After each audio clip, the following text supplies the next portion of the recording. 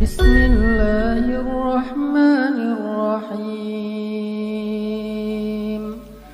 Pernah ngerasa ngelawan ego? Sering ya? Pernah left group?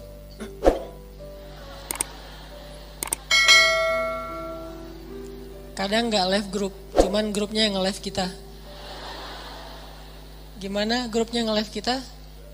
Tadinya grupnya rame, chat, broadcast, segala macam, tiba-tiba sepi. Kenapa sepi? Ternyata mereka bikin grup baru. Dan cuman kita doang ya nggak dimasukin ya. Ini namanya bukan left group, grup left kita. Saya pernah ngerasain kayak gitu. Kenapa ini sepi nih? Ternyata bikin yang baru. Adminnya mantan. Enggak, bercanda. Jadi mungkin kita pernah rame sama orang, pernah clash, pernah sakit hati, pernah baper. Apalagi kadang orangnya itu orang dekat kita, keluarga, pasangan, orang tua, mertua, adik kakak, sahabat. Yang pasti rasanya gak nyaman. Kita tuh gak pengen lama-lama diam-diaman, pasti kayak gitu. Cuman kok gak ada kekuatan ya untuk bisa memulai bicara duluan, mungkin nyapa duluan, atau senyum duluan, atau say hi duluan, ngejapri duluan. Kok gak ada kekuatan kayak gitu? Yang terjadi justru kita kayak pasif nungguin dan berharap dia duluan yang nyapa kita. Diam-diam sebetulnya berharap, tapi gak pengen kita yang duluan. Nah ini namanya ego nih. Hati kita secara jujur sebetulnya pengennya udah deh gak usah gini-gini amat, gak usah diam-diaman terus. Udah deh kita mending netral lagi, biasa lagi, cair lagi. Dengan geng kita mungkin geng kecil yang dari SD, SMP, SMA udah barengan. Terus baru pisah, nikah dia duluan, kita tinggal sendiri misalnya. Kan suka kayak gitu tuh, ada baper-bapernya gak pengen lama-lama. Tapi yang terjadi udah lebih seminggu gak ada yang duluan datang untuk menyapa, karena dua-duanya menjaga ego. Berat rasanya untuk ngelawan ego dalam diri sendiri. Ini sering terjadi dalam kehidupan kita. Dan yang lebih fatal lagi dengan orang tua nih. Sampai kalau dengan orang tua atau dengan mertua lebih berat lagi tuh. Kadang dengan pasangan aja bisa kayak gitu. Kita berharap udahlah cair lagi, ngobrol lagi kayak kemarin. Tapi ada rasa berat pengen yang duluan. Nah, gimana cara kita bisa menjaga melawan ego kita sehingga tetap bisa menjaga silaturahim, menyambung silaturahim, berdamai dengan orang-orang yang dekat dengan kita selama ini ketika ada masalah. Ini pembahasan yang luar biasa penting, walaupun mungkin kita udah pernah baca hadis-hadisnya, pernah dengar ceramah-ceramah tentangnya. Setidaknya hari ini kita pengen refresh lagi semangat kita untuk melawan ego. Melawan ego itu dalam kehidupan kita tuh ada banyak macam, teman-teman. Pertama, melawan ego ketika kita harus mengakui kesalahan kita. Ini berat nih. Mengakui bahwa kita salah itu berat. Dan yang membuat kita sulit mengakui kesalahan kita, walaupun secara jujur di dalam hati kita nyadar kalau kita tuh salah tapi gak pengen ngaku, itu pasti ego. Nah, ada satu kisah yang luar biasa. Kisah ketika Nabi SAW selesai perang Khaybar. Perang Khaybar itu perang paling besar antara kaum muslimin dengan orang Yahudi di Madinah. Ini paling besar. Dan bisa dibilang perang terakhir Nabi SAW. Setelah itu udah kayak gak ada lagi perang-perang yang sulit. Ini perang Khaybar. Perang Khaybar, setelah selesai perang, ada beberapa tawanan perang. Salah satunya adalah calon istri Nabi, orang Yahudi. Siapa namanya? Sofia. Jadi salah satu tawanan perang Khaybar itu adalah Sofia. Suaminya terbunuh dalam perang Khaybar, saudaranya terbunuh dalam perang Khaybar, ayahnya terbunuh dalam perang Khaybar, pamannya terbunuh dalam perang Khaybar, keluarga besarnya banyak yang terbunuh dalam perang Khaybar. Dan cuman mungkin bisa dibilang dia sebatang kara yang selamat dalam perang Khaybar dan jadi tawanan kaum muslimin. Akhirnya Nabi datang ke tenda para tawanan perempuan. Nabi mencari tahu di mana Sofia karena dia anak kepala suku. Ditunjukkan oleh sahabat, masuklah Nabi dengan beberapa orang sahabat ke dalam tenda Sofia, dan Sofia waktu itu komen dalam postingan itu tuh. Kata Sofia, Muhammad adalah orang yang paling aku benci saat itu. Gimana enggak? Ayahnya dibunuh, pamannya dibunuh, saudaranya dibunuh, suaminya dibunuh. Keluarga besarnya banyak yang terbunuh dalam perang Khaybar. Sehingga kata Sofia, Muhammad adalah orang yang paling aku benci waktu itu.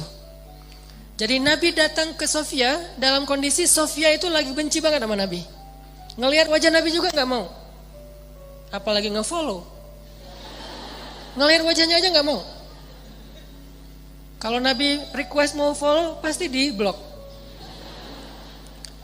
Jadi benar-benar nih, Sofia lagi marah berat dan lagi baper berat sama Nabi, lagi benci banget sebenci-bencinya, dan lagi sedih sesedih-sedihnya. Gimana nggak sedih, kehilangan satu keluarga aja sedih, ini apalagi satu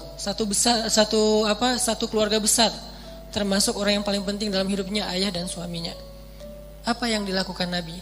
Nabi datang minta maaf kepada Sofia. Apakah Nabi salah? Tidak. Apakah Nabi zalim kepada keluarga Sofia? Tidak sama sekali.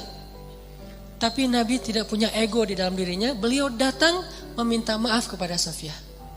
Masuk ke tenda Sofia. Sofia, maafkan aku atas kematian ayahmu. Maafkan aku atas kematian suamimu.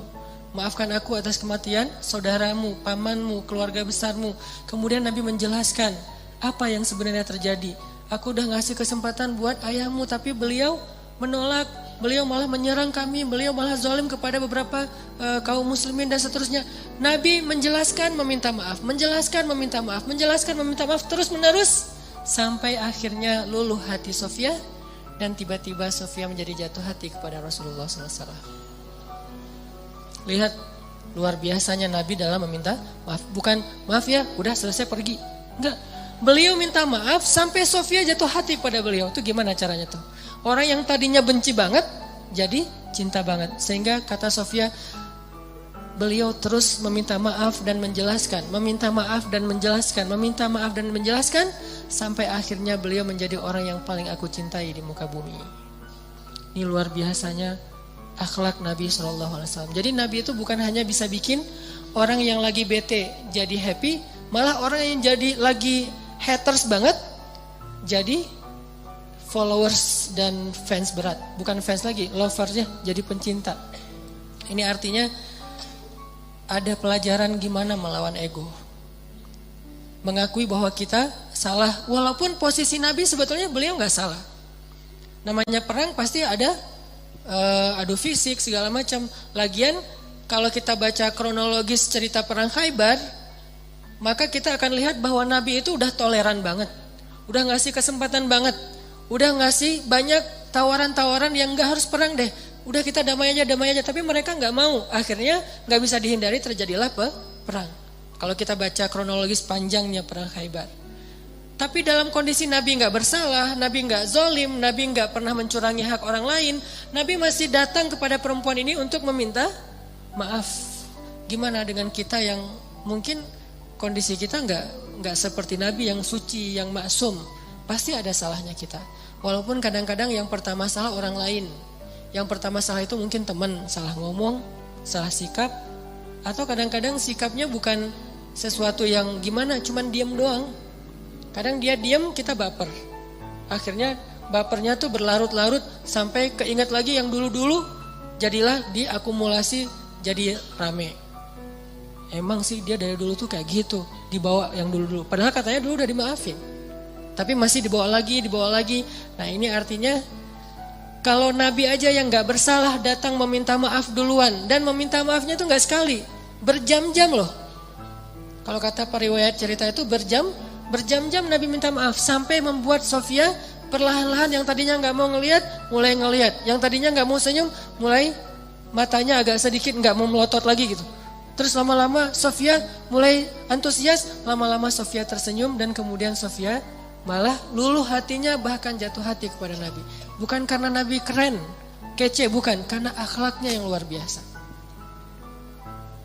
Baru Sofia mengakui kepada Nabi, mengatakan, beberapa malam yang lalu saya mimpi. Baru Sofia jujur. Mimpi apa?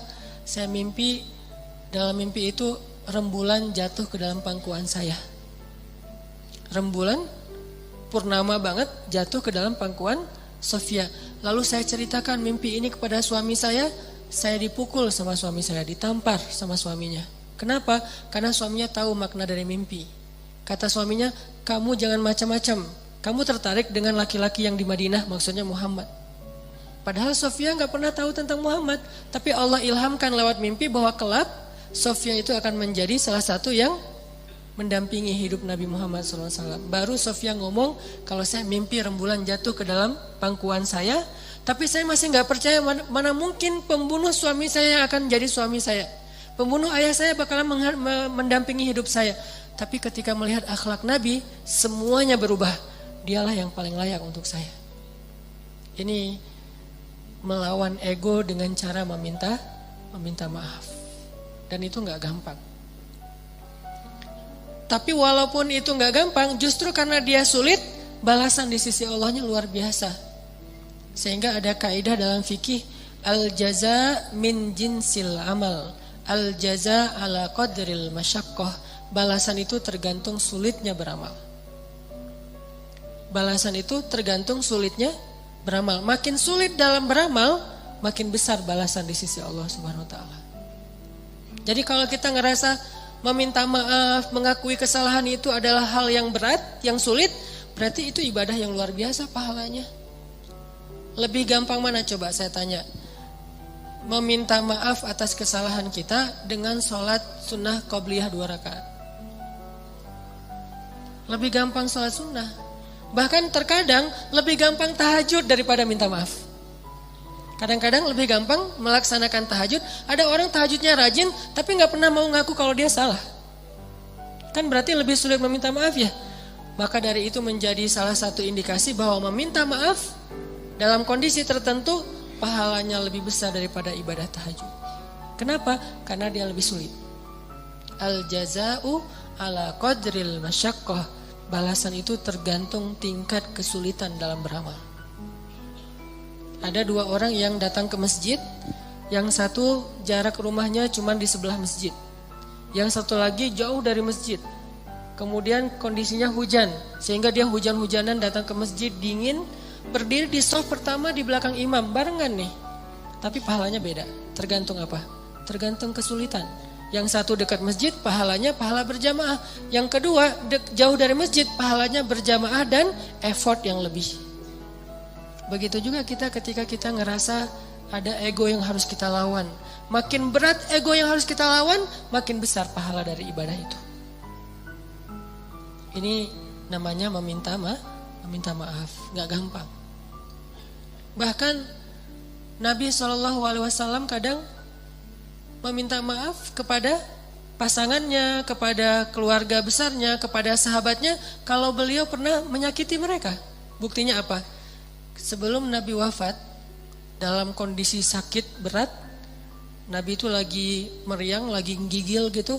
Tiba-tiba Nabi berdiri dalam keadaan yang enggak gemetar gitu, enggak kuat berdiri. Nabi berdiri di depan mimbar, Nabi mengatakan, wahai sahabat-sahabatku, wahai sahabat-sahabatku, kalau aku pernah menyakiti kalian sebelum ini, maka maafkanlah aku. Jika kalian ingin mengambil hak kalian untuk membalas, maka balaslah sekarang. Karena mungkin ini adalah pertemuan kita yang terakhir. Bayangin seorang nabi yang jasanya itu udah lebih daripada ibu ke anak kan? Jasa ibu ke anak masih kalah dengan jasa nabi kepada umatnya. Kalau ibu ke anak jasanya apa?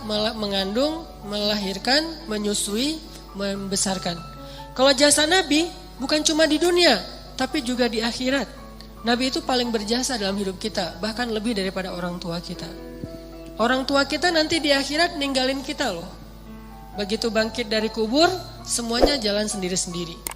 Bahkan kalau kita dikuburin satu kuburan dengan pasangan kita, cinta sejati nih, pengen satu kuburan berdua. Nanti begitu bangkit tetap aja nggak saling menolong, bahkan saling meninggalkan. Kenal nggak? Kenal. Jadi pas kita bangkit dari kubur, baru dihidupkan kembali, kita ngeliat ke sebelah, ada dia di sebelah. Itu pasangan kita banget tuh. Bahkan bukan mantan, emang dia istri kita atau suami kita. Nggak ada dendam gitu, masih ada rasa kasih sayang gitu. Bangkit dari kubur ngelihat pasangan kita, sama sekali kita nggak mikirin untuk menolong dia. Pergi aja sendiri. Dia juga gitu, pergi sendiri. Yauma yafirrul mar'u min akhihi wa ummihi wa abihi wa sahibatihi wa bani likulli imri'in minhum yawma idzin sya'nun yughni. Hari ketika seorang ibu ayah meninggalkan anaknya, ketika istri suami meninggalkan pasangannya, ketika adik kakak meninggalkan saudaranya, ketika sahabat karib meninggalkan sahabatnya, setiap orang sibuk hanya dengan urusannya sendiri-sendiri. Cuman satu orang yang hari itu peduli kepada kita.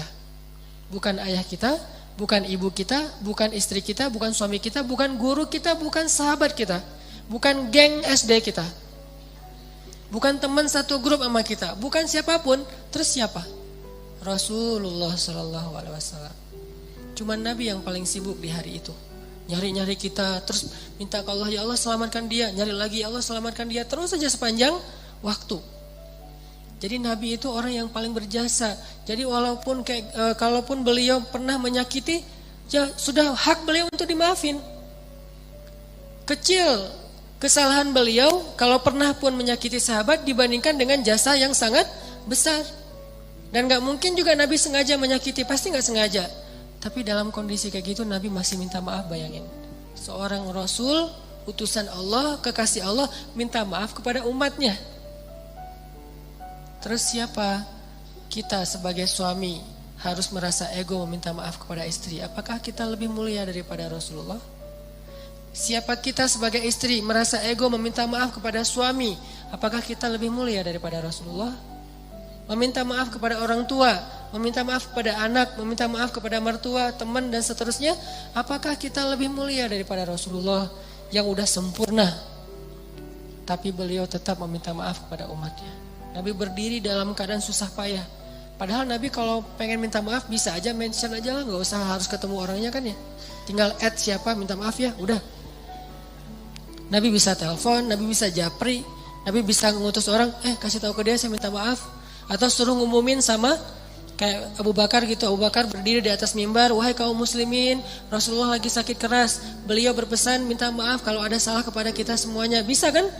Tapi saking seriusnya Nabi minta maaf, beliau dalam keadaan sangat lemah dan itu sakit yang membuat beliau wafat loh. Berarti sakit keras banget nih.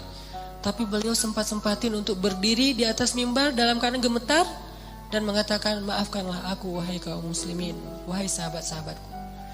Dan kalau kalian sulit menerima permintaan maaf, maka balaslah sesuai dengan hak kalian. Nabi siap dibalas. Dan itu jujur dari Rasulullah. Tiba-tiba seorang sahabat yang kita tahu Ukasyah berdiri mengatakan, ya Rasulullah, saya akan mengambil kisos. Para sahabat semuanya kaget. Ukasyah kok tega banget sama Nabi, nggak ngelihat Nabi lagi sakit keras. Dan itu kekasih mereka semua. Mereka lebih mencintai Nabi daripada orang tuanya, daripada pasangannya. Makanya ada istilah bi abi wa ummi anta ya Rasulullah. Engkau lebih kami cintai dari semuanya ya Rasulullah. Tiba-tiba Ukasyah bilang, ya Rasulullah, saya menuntut kisos. Karena dulu Rasulullah pernah mencambuk punggung saya ketika sedang mengendarai onta, nggak sengaja kena pas ngangkat kayak cambukan gitu untuk ini onta, kena Ukasyah. Nabi langsung meminta dipapah untuk turun dari mimbarnya, wahai Ukasyah, ambillah hakmu. Sama sekali nggak berubah wajah Nabi, sama sekali Nabi itu nggak merasa Ukasyah, ya sih, cuman nggak gitu-gitu amat kali, kan saya lagi sakit, nggak. Ukasyah, kamu gak ngelihat nih wajah saya pucat kayak gini, Ukasyah tega banget sih sama aku. Enggak sama sekali nih Rasulullah, tulus banget minta maaf. Kalau kita kan kayak minta maaf itu basa-basi ya. Minta maaf dengan harapan dia juga ngakuin kalau kesalahan dia lebih banyak gitu. Agak-agak kurang tulus sih, modus banget kalau kita. Kalau Rasulullah itu tulus banget. Begitu Ukasyah minta kisos, Rasulullah turun dan Rasulullah bilang, tolong ambilkan cemeti untuk Ukasyah. Diambilkan oleh sahabat. Terus Ukasyah pegang itu, kata Ukasyah, ya Rasulullah, waktu itu saya gak pakai baju. Nabi pakai baju tebal karena beliau lagi meriang. Kata Ukasyah, waktu itu saya nggak pakai baju. Nabi langsung membuka baju beliau. Nggak pakai baju sama sekali. Kata sahabat, ya Rasulullah, biar saya aja yang ganti engkau. Ya Ukasyah, aku aja yang ganti Rasulullah. Kalau kamu mau tambahin aja 10 kali lipat. Tapi jangan Rasulullah, kami aja yang ganti Rasulullah. Banyak yang jadi relawan pengen gantiin posisi Nabi. Abu Bakar, Umar, semuanya pengen gantiin. Ukasyah diam dan Nabi mengatakan, tidak. Itu adalah kewajiban aku untuk Ukasyah. Itu hak Ukasyah. Minggir. Pada minggir semuanya. Nangis sahabat.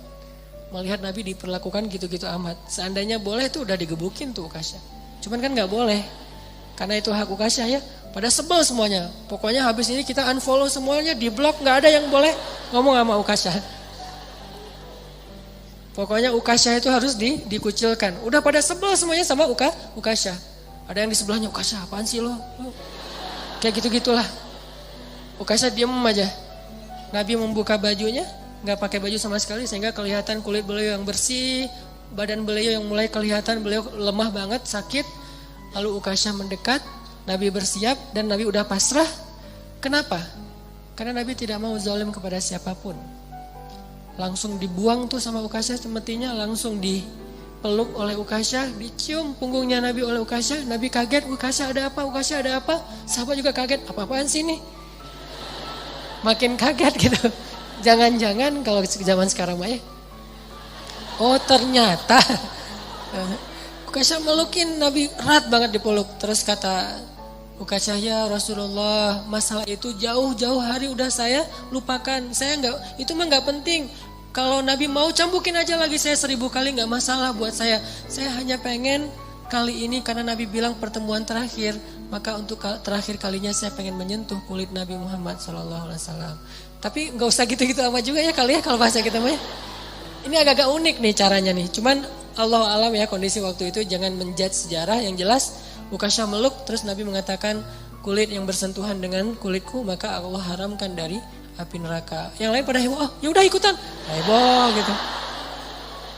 Sambil meluk, sambil selfie, ada yang pengen update status gitu kalau zaman sekarang. Kan nggak lupa ya kemana-mana bawa handphone, sadar kamera banget. Lihat gimana Rasulullah SAW itu serius minta maaf. Padahal salah apa sih Nabi kepada umatnya? Kalaupun ada juga nggak sengaja, lagian jasa beliau jauh lebih besar, tapi masih mau minta maaf. Dan minta maafnya itu bukan nunggu sembuh, bukan nunggu sehat.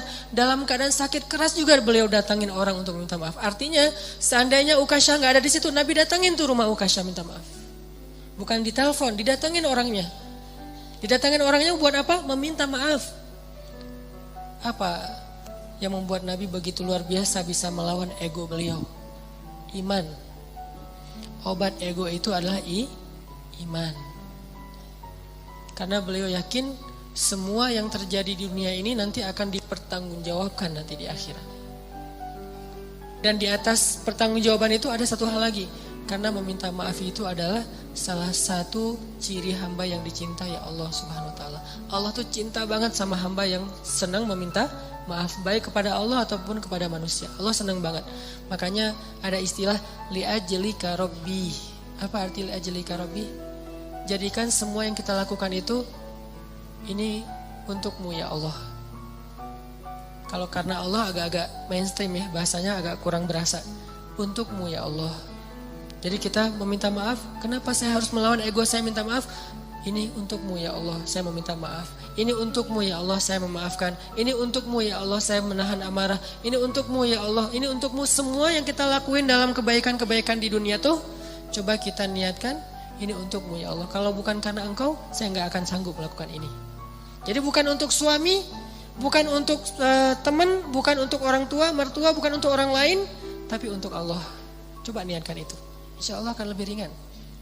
Kadang-kadang yang buat kita ego dan ngerasa berat itu kan ngerasa bahwa ini untuk orang itu ya. Udah dia jahat ke saya terus saya maafin, enak banget. Kalau untuk dia kita ngerasa agak-agak kayak rugi gitu. Tapi kalau untuk Allah, ini untukmu ya Allah. Saya melakukan hal yang berat kayak gini. Niatkan untuk Allah bukan untuk orangnya. Maka insya Allah Allah akan melapangkan dada kita. Minta maaf.